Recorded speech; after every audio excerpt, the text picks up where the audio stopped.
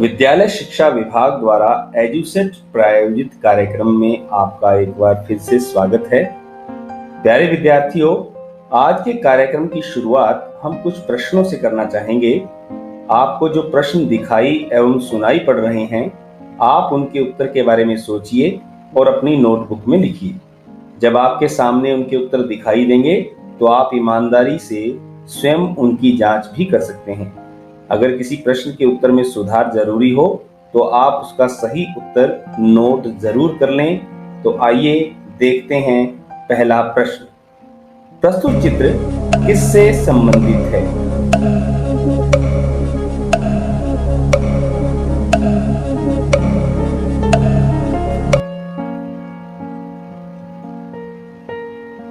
अगला प्रश्न, रक्त हमारे शरीर में कहाँ पाया जाता है?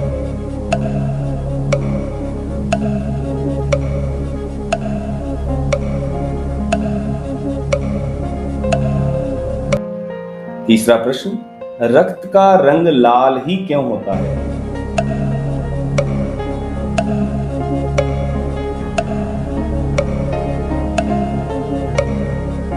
अगला प्रश्न, रक्त हमारे जीवन के लिए किस प्रकार आवश्यक एवं उपयोगी है?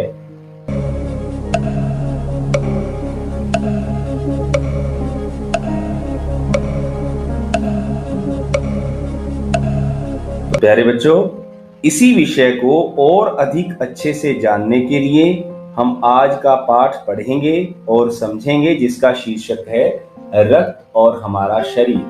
यह पाठ यतीश अग्रवाल जी द्वारा लिखा गया है, जिसमें उन्होंने इतनी महत्वपूर्ण जानकारी एक लड़के अनिल और डॉक्टर दीदी के बीच हुई बातचीत के माध्यम से समझाई है। हम इसे पढ़ेंगे और समझते भी चलेंगे और बीच बीच में आपसे प्रश्न भी पूछे जाएंगे। तो आइए शुरू करते हैं पाठ रक्त और हमारा शरीर। दिव्या अनिल की छोटी बहन है। यो तो वह शुरू से ही कमजोर है, लेकिन इधर कुछ दिनों से उसकी हर समय थकान महसूस होना, मन में किसी काम में नहीं लगना, भूख भी पहले से कम हो गई है। अस्पताल में उसे डॉक्टर ने देखा तो कहा, लगता है दिव्या के शरीर में रक्त की कमी हो गई है, जांच कराकर देखते हैं। यह कहकर उन्होंने दिव्या को रक्त की जांच के लिए पास के एक कमरे में भेज दिया। वहां अनिल की अपनी ही जान पहचान की डॉक्टर दीदी दिखाई दी। डॉक्टर दीदी ने कहा, कहो अनिल, कैसे आना हुआ? अनिल ने बताया कि डॉक्टर ने दिव्या को खून की जांच के लिए आपके पास भेजा है। इतना सुनते ही डॉक्टर दीदी ने दिव्या की उंगली से रक्त की कुछ बूंदें एक छोटी सी शीशी में डाल दी और स्लाइड पर लगा दी। फिर अनिल से बोली, अनिल, तुम कल अस्पताल से रिपोर्ट ले जाना। अगले दिन अस्पताल पहुंचकर अनिल ने डॉक्टर दीदी के कमरे के दरवाजे पर दस्तक दी। भीतर से आवाज आई, आ जाओ। इस गद्यांश में चर्चा किस प्रकार शुरू होती है कि दिव्या नाम की एक लड़की है जो अनिल की छोटी बहन है। वह कुछ दिनों से थकावट और नीरसता अनुभव कर रही है। उसका मन किसी काम में नहीं लगता। उसे जब अस्पताल में लाया जाता है तो डॉक्टर उसके खून जांच की बात कहते हैं। वहां की डॉक्टर दीदी दिव्या की उंगली से जांच के लिए खून की कुछ बूंदें ले लेती हैं और अनिल से कहती है कि कल आकर उसकी जांच रिपोर्ट ले जाए। तो अब आपकी बारी है। अनिल की बहन का नाम बताइए।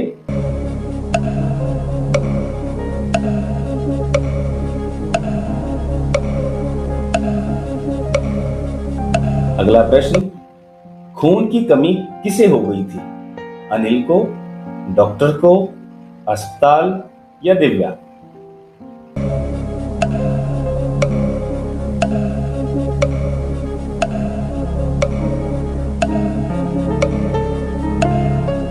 अगला प्रश्न, डॉक्टर दीदी ने खून की बूंदें किसमें डाली? शीशी, इंजेक्शन, बोतल या रुई में? डॉक्टर दीदी ने जांच रिपोर्ट कब देने को कहा? 1 घंटे बाद, उसी समय, अगले दिन, थोड़ी देर में?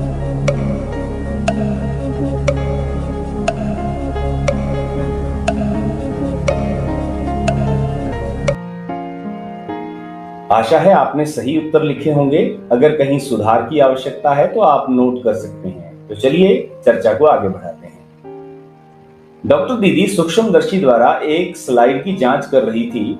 दीदी के इशारे से अनिल पास रखी एक कुर्सी पर बैठ गया।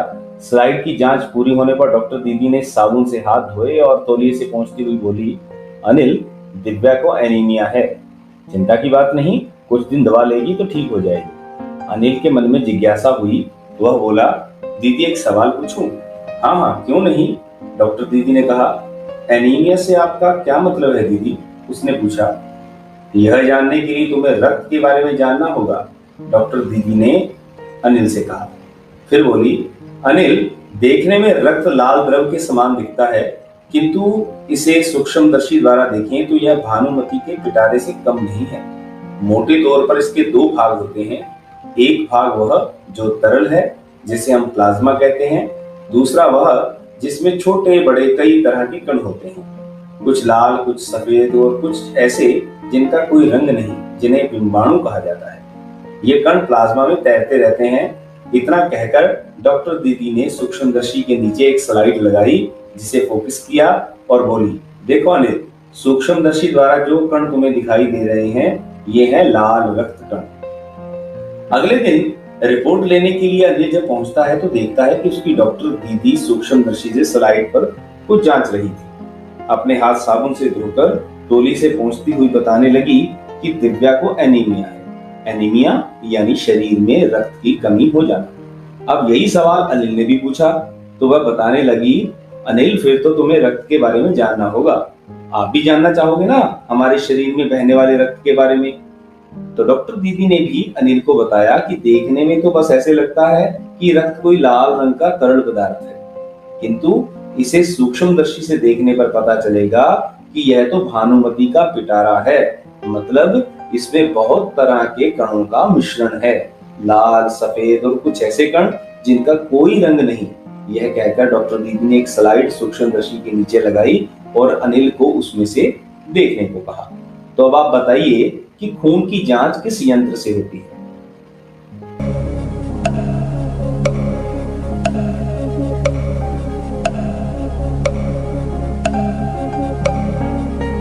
अगला प्रश्न, रक्त का रंग लाल क्यों दिखता है?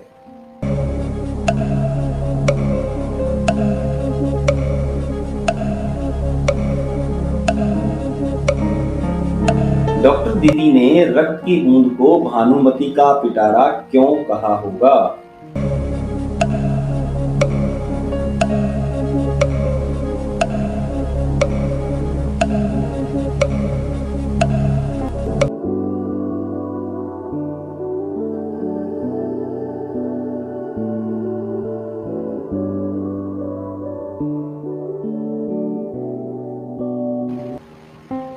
चलिए अब आगे बढ़ते हैं।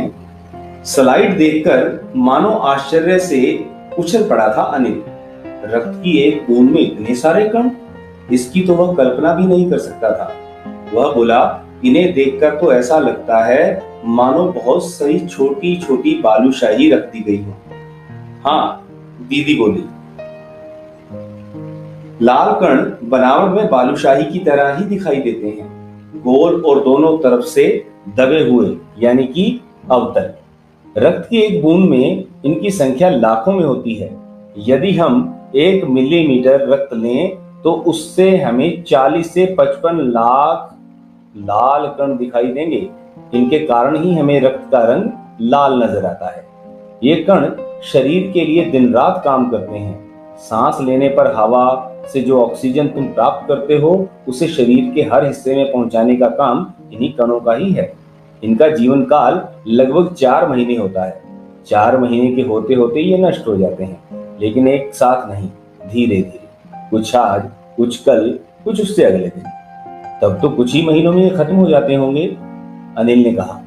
यह सुनकर डॉक्टर दीदी मुस्कुराई और बोली, नहीं, ऐसा नहीं होता। शरीर में हर समय नए कण बनते रहते हैं जो नष्ट कणों के स्थान पर ले लेते हैं। हड्डियों के बीच के भाग, मज्जा में ऐसे बहुत से कारखाने होते हैं जो रक्त कणों के निर्माण कार्य में लगे हुए हैं। इनके लिए इन कारखानों को प्रोटीन, लोह तत्व, विटामिन रूपी कच्चे माल की जरूरत होती है। यह पौष्टिक आहार लेते हो, हरी सब्जी, फल, दूध, अंडा, गोश्त, इनमें ये उपयुक्त मात्रा में होते हैं। जब अनिल सूक्ष्मदर्शी से नंगी आंखों से रक्त के ना दिखने वाले कणों को देखता है तो उछल पड़ता है, अर्थात बहुत हैरान होता है। उछल पड़ना एक मुहावरा है जिसका अर्थ होता है हैरान होना। उसे लाल कण बालूशाही मिठाई की तरह दिखते हैं, गोल और बीच में से दबे हुए। डॉक्टर दीदी ने बताया कि इनकी संख्या 1 मिलीमीटर में 40 से 55 लाख तक होती है। यही वे कण हैं जो सारे शरीर में ऑक्सीजन पहुंचाते हैं, हर एक अंग तक। इनका जीवन काल लगभग 4 महीने होता है। ये मरते रहते हैं और नए कण बनते रहते हैं और उस फैक्ट्री को कहते हैं अस्थि मज्जा, अर्थात हड्डियों के बीच की जगह। अब ये बनते कैसे हैं? प्रोटीन, आयरन, विटामिन जो हम भोजन से ग्रहण करते हैं। अब पता चला संतुलित आहार लेना कितना आवश्यक है, जिसमें हरी सब्जी, फल, दूध, अंडा आदि संतुलित मात्रा में हो। अब आप आसानी से बता सकते हैं और इन रिक्त स्थानों को बड़े ध्यान पूर्वक आपने भरना है। पहला रिक्त स्थान है बारीक कणों को देखने के लिए खाली जगह काम में लाया जाता है। अगला है खाली स्थान कण शरीर में ऑक्सीजन पहुंचाते हैं। तीसरा, शरीर में लाल कण बनाने की फैक्ट्री का नाम खाली स्थान है। अब प्रस्तुत है पाठ का अगला भाग। यदि कोई व्यक्ति उचित आहार ग्रहण नहीं करता तो इन कारखानों को आवश्यकता अनुसार कच्चा माल नहीं मिल पाता। नतीजा यह होता है कि रक्त कण बन ही नहीं पाते, रक्त में इनकी कमी हो जाती है और लाल कणों की इसी कमी को एनीमिया कहा जाता है। तो क्या संतुलित आहार लेने मात्र से हम एनीमिया से बचे रह सकते हैं? अनिल ने सवाल किया। दीदी बोली, हाँ, यह कहना काफी हद तक सही होगा। यूं तो एनीमिया बहुत से कारणों से हो सकता है, किंतु हमारे देश में इसका सबसे बड़ा कारण पौष्टिक आहार की कमी है। इसके अलावा इस रोग का एक और बड़ा कारण है पेट में कीड़ों का हो जाना।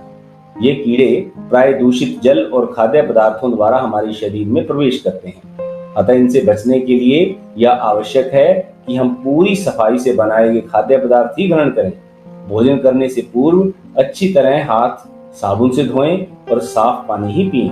और हाँ, अनिल, एक किस्म के और भी कीड़े हैं जिनके अंडे जमीन की ऊपरी सतह में पाए जाते हैं। इन अंडों से उत्पन्न हुए लार्वे त्वचा के रास्ते शरीर में प्रवेश कर आंतों में अपनी जगह बना लेते हैं।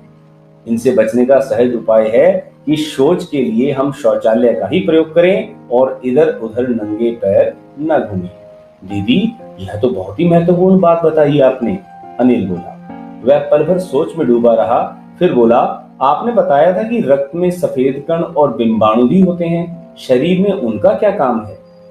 आगे डॉक्टर दीदी ने अनिल को बताया कि अगर कोई संतुलित और पौष्टिक आहार नहीं लेता तो शरीर में लाल कणों की कमी हो जाती है, जिसे डॉक्टरी भाषा में एनीमिया कहा जाता है। अनिल ने पूछा, क्या आप केवल पौष्टिक आहार एनीमिया से बचा सकता है? तो डॉक्टर दीदी ने बताया, काफी हद तक, लेकिन कई बार पेट में कीड़े भी हो जाते हैं। जो लोग ज्यादातर नंगे पैर मिट्टी में घूमते हैं या खुले में शौच और शौच के बाद हाथ अच्छे से नहीं धोते, तो मिट्टी की ऊपरी परत पर पाए जाने वाले ये कीड़े त्वचा से हमारे पेट और आंत में चले जाते हैं और फिर हमारे खाए जाने वाले भोजन पर पलते रहते हैं, जिससे लाल रक्त कण बनना कम हो जाता है और एनीमिया हो जाता है। अनिल अब मन ही मन सफेद कणों और बिंबाणु कणों के बारे में पूछने के बारे सोच रहा था। तो अब आप बताइए, एनीमिया से कैसे बचा जा सकता है? पेट में कीड़े होने का कोई एक कारण बताइए। सही कथन चुनिए। हमें खुले में शौच जाना चाहिए या हमें खुले में शौच नहीं जाना चाहिए?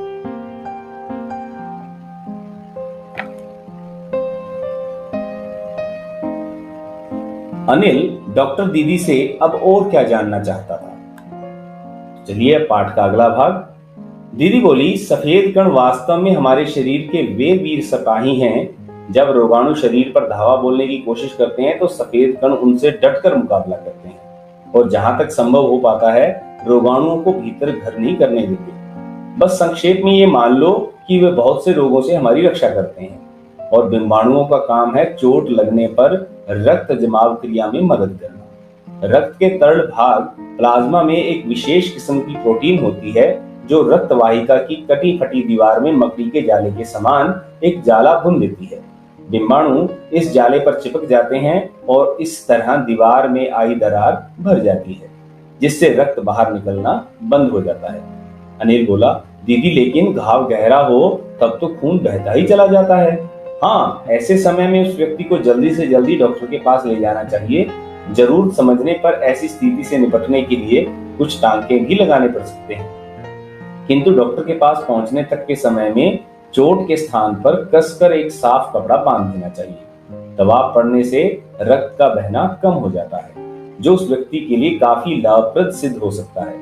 किंतु अगर बहुत अधिक रक्त बह जाए तो उसे रक्त चढ़ाने की जरूरत भी पड़ सकती है, दीदी ने समझाते हुए कहा। अनिल ने कहा, क्या ऐसे समय में किसी भी व्यक्ति का खून काम आ सकता है? दीदी बोली, अनिल, हर किसी का रक्त एक सा नहीं होता। कुछ विशेष गुणों के आधार पर रक्त को 4 मुख्य वर्गों में बांट दिया गया है। जरूरत व्यक्ति के अनुसार रक्त समूह की जांच करने के बाद ही उसे रक्त समूह का रक्त चढ़ाया जाता है। लेकिन जरूरत के समय यदि उस रक्त समूह का कोई व्यक्ति मिले ही ना तो? अनिल ने पूछा। तो डॉक्टर दीदी रक्त के सफेद कणों और विमाणुओं के बारे में बता रही हैं कि सफेद कणों को रोगों से लड़ने वाले सिपाही कहते हैं। ये वे कण हैं जो रोगाणुओं का मुकाबला करते हैं, शरीर को बीमार होने से बचाते हैं जहां तक संभव हो सकता है। और विमाणु भी एक सेना है जो तब काम करती है जब हमें कोई हल्की चोट या खरोंच के कारण खून बहने लगता है। वहां कटी फटी रक्त वाहिनी पर मकड़ी के जाले जैसा जाला बनाती हैं प्लाज्मा प्रोटीन, और ये विमाणु उस पर चिपककर बहते हुए खून को रोकने की कोशिश करते हैं। किंतु यदि घाव गहरा हो तो इससे बात नहीं बनती। ऐसा कभी हो जाए तो उस घाव पर किसी साफ कपड़े को कसकर बांधो ताकि दबाव से रक्त बहना कम हो और घायल को तुरंत अस्पताल ले जाना चाहिए। कई बार ज्यादा रक्त बह जाने के कारण खून भी चढ़ाना पड़ सकता है, किंतु हर किसी का खून हर किसी को नहीं लगाया जा सकता। उसका एक जैसा ग्रुप होना भी जरूरी है। रक्त के गुणों के आधार पर उनके 4 ग्रुप बनाए गए हैं, ए, बी, AB और O। और अगर मौके पर उस ग्रुप का कोई खून देने वाला व्यक्ति ना मिले तो? ये जानकारी अब जानना चाहता है अनिल। तो आप बताइए, रोगों से लड़ने वाले रक्त कण कौन से हैं?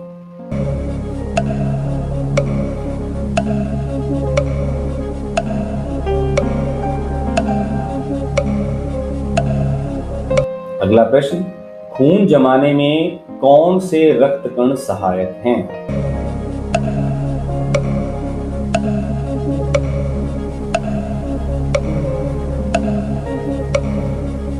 घायल के घाव पर कैसा कपड़ा बांधना चाहिए?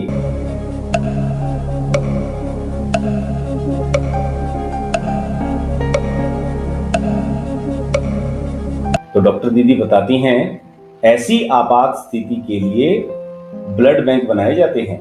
प्राय हर बड़े अस्पताल में इस तरह के बैंक होते हैं जहां सभी प्रकार के रक्त समूहों का रक्त तैयार रखा जाता है। किंतु इन ब्लड बैंकों में रक्त का भंडार सुरक्षित रहे, इसके लिए यह आवश्यक है कि हम समय समय पर रक्तदान करते रहें। दीदी ने कहा, क्या मैं भी रक्तदान कर सकता हूं? अनिल ने पूछा। नहीं, अभी तुम छोटे हो। 18 वर्ष से अधिक उम्र के स्वस्थ व्यक्ति ही रक्तदान कर सकते हैं। एक समय में उनसे लगभग 300 मिलीलीटर रक्त ही लिया जाता है। प्राय यह समझा जाता है कि रक्तदान करने से कमजोरी हो जाएगी, किंतु यह विचार बिल्कुल निराधार है। हमारा शरीर इतना रक्त तो कुछ ही दिनों में बना लेता है। वैसे भी शरीर में लगभग 5 लीटर खून होता है। इसमें से यदि कुछ रक्त किसी जरूरतमंद व्यक्ति के लिए जीवन दान बन जाए तो इससे बड़ी बात क्या होगी? दीदी ने समझाते हुए कहा। फिर तो बड़ा होने पर मैं नियमित रूप से रक्तदान किया करूंगा, अनिल ने कहा। शाबाश अनिल, डॉक्टर दीदी ने अनिल की पीठ ठोकते हुए कहा। तो डॉक्टर दीदी यहाँ बता रही हैं कि इसी समस्या से बचने के लिए अस्पतालों में ब्लड बैंक बने होते हैं। आप भी देखते हैं कई बार रक्तदान कैंप भी लगते हैं जिसमें इच्छुक व्यक्ति जाकर अपना खूनदान कर सकता है, और हमें करना भी चाहिए। अनिल के पूछने पर कि क्या वो रक्तदान कर सकता है तो डॉक्टर दीदी ने उसे बताया कि इसके लिए 18 वर्ष आयु का होना जरूरी है, और यह भी बताया कि रक्तदान करने से शरीर को कोई नुकसान नहीं होता। हमारे शरीर में लगभग 5 लीटर रक्त होता है, जिसमें से सिर्फ 300 मिलीलीटर रक्त ही तो लिया जाता है, जिससे हमारा शरीर बहुत जल्दी पूरा कर लेता है। और किसी की जान बचाने से बढ़कर पुण्य क्या कुछ हो सकता है? यह सुनकर अनिल की आंखों में चमक आ गई और उसने वचन दिया कि वह बड़ा होकर नियमित रूप से रक्तदान किया करेगा। तो अब आप बताइए, आप में से कौन कौन बच्चा बड़ा होकर रक्तदान किया करेगा? अब पाठ्यक्रम की प्रश्न चर्चा। पहला प्रश्न है, रक्त के बहाव को रोकने के लिए क्या करना चाहिए? रक्त के बहाव को रोकने के लिए उस स्थान पर कसकर एक साफ कपड़ा बांध देना चाहिए ताकि दबाव पड़ने से रक्त का बहना कम हो जाए। फिर घायल व्यक्ति को जल्द ही डॉक्टर के पास ले जाना चाहिए। प्रश्न संख्या 2, खून को भानुमति का पिटारा क्यों कहा गया? भानुमति का पिटारा ये एक ऐसी लोकोक्ति है जिसका अर्थ है एक पिटारे में भांति भांति की वस्तु। खून को भानुमति का पिटारा कहा गया क्योंकि यदि सूक्ष्मदर्शी से खून की एक बूंद को जांचा जाए तो उसमें लाखों की संख्या में लाल रक्त कण मौजूद होते हैं जिनकी हम कल्पना भी नहीं कर सकते। इसके अलावा सफेद कण और प्लेटलेट कण भी उसमें पाए जाते हैं, इसलिए खून को भानुमति का पिटारा कहा जाता है। एनीमिया से बचने के लिए क्या क्या खाना चाहिए? एनीमिया से बचने के लिए हमें पौष्टिक भोजन का सेवन करना चाहिए, जैसे कि हरी सब्जी, फल, दूध, अंडा, मांस का प्रयोग करना चाहिए। इसमें प्रोटीन, लोह तत्व और विटामिन काफी मात्रा में मिलते हैं। ये रक्त के निर्माण में सहायक होते हैं जिससे एनीमिया रोग होने का खतरा टल जाता है। अगला प्रश्न है, पेट में कीड़े क्यों हो जाते हैं? इनसे कैसे बचा जा सकता है? पेट में कीड़े दूषित जल और खाद्य पदार्थों द्वारा शरीर में प्रवेश करते हैं, अतः इनसे बचने के लिए खाद्य पदार्थ ग्रहण करने चाहिए, साफ जल पीना चाहिए और भोजन करने से पहले हाथ अच्छी तरह धोने चाहिए। इसके अलावा नंगे पैर हमें कभी नहीं घूमना चाहिए क्योंकि कुछ कीड़े ऐसे हैं जिनके अंडों से उत्पन्न लार्वा त्वचा के रास्ते शरीर में प्रवेश कर आंतों तक पहुंच जाता है। इससे बचने के लिए जरूरी है कि शौचालय का प्रयोग किया जाए और नंगे पांव न घूमा जाए। अगला प्रश्न है, रक्त के सफेद कणों को वीर सिपाही क्यों कहा गया है? रक्त के सफेद कणों को वीर सिपाही इसलिए कहा गया है क्योंकि ये हमारे शरीर की रक्षा करते हैं। ये रोग के कीटाणुओं को शरीर में घुसने नहीं देते और उनसे डटकर मुकाबला करते हैं, इसलिए सफेद कणों को वीर सिपाही कहा गया है। ब्लड बैंक में रक्तदान से क्या लाभ है? ब्लड बैंक में रक्तदान देने से रक्त को सुरक्षित रूप में रखा जा सकता है। किसी भी व्यक्ति को रक्त की आवश्यकता पड़े तो उसे उसके लिए किसी भी रक्त समूह को रक्त को वहां से प्राप्त किया जा सकता है। इस प्रकार आपातकालीन स्थिति में जरूरतमंद व्यक्ति की जान बचाने में ब्लड बैंक में किया हुआ रक्तदान ही काम आता है, इसलिए ब्लड बैंक में रक्तदान करना अच्छी बात है। सांस लेने पर शुद्ध वायु से जो ऑक्सीजन प्राप्त होती है उसे शरीर के हर हिस्से में कौन पहुंचाता है? सांस लेने पर शुद्ध वायु से जो ऑक्सीजन प्राप्त होती है उसे शरीर के हर हिस्से में लाल रक्त कण पहुंचाते हैं। अब पाठ से आगे, रक्त में हीमोग्लोबिन के लिए किस खनिज की आवश्यकता पड़ती है? तो 4 आपके पास विकल्प हैं, जस्ता, लोहा, शीशी और प्लेटिनियम। तो आपका सही उत्तर है लोहा। डिम्बाणु यानी कि प्लेटलेट कण की कमी किस बीमारी से पाई जाती है? तो टाइफाइड, डेंगू, मलेरिया और फाइलेरिया। तो जो प्लेटलेट हैं उनकी कमी किस बीमारी के कारण होती है? तो वो बीमारी का नाम है डेंगू। अब इसके पश्चात है भाषा की बात। पहला प्रश्न है, 4 महीने के होते होते ये नष्ट हो जाते हैं। इस वाक्य को ध्यान से पढ़िए। इस वाक्य में होते होते के प्रयोग से यह बताया गया है कि 4 महीने से पूर्व ही ये नष्ट हो जाते हैं। इस तरह के 5 वाक्य बनाइए और जिनमें इस प्रकार के शब्दों का प्रयोग हो। बनते बनते, पहुंचते पहुंचते, लेते लेते, करते करते। यहाँ पर आपको उदाहरण के लिए हम कुछ वाक्य दे रहे हैं, आपने भी इसी प्रकार प्रयास करते हुए इनसे मिलते जुलते वाक्य बनाने हैं। तो पहला प्रश्न है, मेरा काम बनते बनते बिगड़ गया। उसके बाद पहुंचते पहुंचते से वाक्य प्रयोग है, स्टेशन पहुंचते पहुंचते ट्रेन लेट हो गई। लेते लेते, मैं कार लेते लेते रह गया। करते करते, वह होमवर्क करते करते थक गया। किनारे किनारे, सड़क के किनारे किनारे पेड़ लगे हैं। दूर दूर, आज दूर दूर तक वर्षा होगी। अब अगला प्रश्न देखिए, यही 2 वाक्य आपको मिलेंगे, इन वाक्यों को ध्यान से पढ़िए। सड़क के किनारे किनारे पेड़ लगे हैं, आज दूर दूर तक वर्षा होगी। इन वाक्यों में होते होते की तरह किनारे किनारे और दूर दूर शब्द दोहराए गए हैं। पर हर वाक्य में अर्थ भिन्न है। किनारे किनारे का अर्थ है किनारे से लगा हुआ, और दूर दूर का अर्थ है बहुत दूर तक। आप भी निम्नलिखित शब्दों का प्रयोग करते हुए वाक्य बनाइए और उनके अर्थ लिखिए। ठीक ठीक, घड़ी घड़ी, कहीं कहीं, घर घर, क्या क्या। ठीक ठीक का अर्थ है एकदम सही, जैसे वह ठीक ठीक काम कर लेता है। घड़ी घड़ी अर्थात हर घड़ी या हर पल, वह घड़ी घड़ी रुपए मांगता रहता है। तीसरा, कहीं कहीं अर्थात कुछ जगहों पर। रास्ते में कहीं कहीं पेड़ नजर आ रहे थे। घर घर, हर घर में राम की सफलता की चर्चा हो रही है। अगला, क्या क्या अर्थात कौन सा या कौन सी। आज तुमने बाजार से कौन कौन सा फल खरीदा। इसी प्रकार इस पाठ में कुछ मुहावरे और कहावतों का जिक्र हुआ है। आपने उनको पढ़ना है और उनको वाक्य में प्रयोग करना है, वह भी अर्थ के साथ। तो जो पाठ के अंतर्गत मुहावरे और लोकोक्तियां शामिल की गई हैं, भानुमति का पिटारा, दस्तक देना, धावा बोलना, घर करना और पीठ ठोकना, ये 5 मुहावरे और लोकोक्तियों को अर्थ सहित वाक्य प्रयोग करते हुए अपने अध्यापक से उनकी जांच करवाएं। तो प्यारे विद्यार्थियों, आशा है कि आपने इस पाठ के माध्यम से बहुत अच्छी जानकारी अपने लिए प्राप्त की होगी। आप उन्हें अपने साथियों के साथ बांटिए, अपने घर परिवार के साथ उस जानकारी को शेयर कीजिए। और इसके साथ साथ एक महत्वपूर्ण कार्य जो आपने करना है, जो इस पाठ का मुख्य संदेश भी है, वह है कि रक्तदान महादान है। तो आपने अपने परिवार के 18 वर्ष से 50 वर्ष तक की आयु वाले सभी स्वस्थ सदस्यों को रक्तदान के लिए प्रेरित करना है और समय आने पर स्वयं भी रक्तदान करने का संकल्प लेना है। धन्यवाद।